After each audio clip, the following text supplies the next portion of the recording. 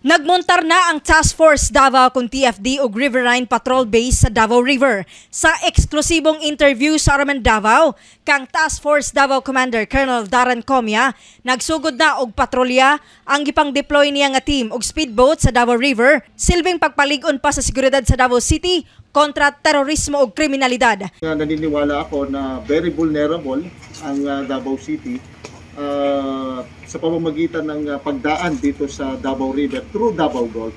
Kaya inatasan natin yung mga personnel ng Task Force Davao na mag-conduct ng checkpoint operations, lalong-lalo na dito sa Barangay Bukana, na papasok ng Davao River.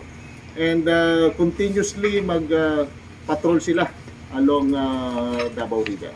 Gi-inspeksyon sa kasundaluhan ang tanang mga bangka nga moagi sa maong dakong suba.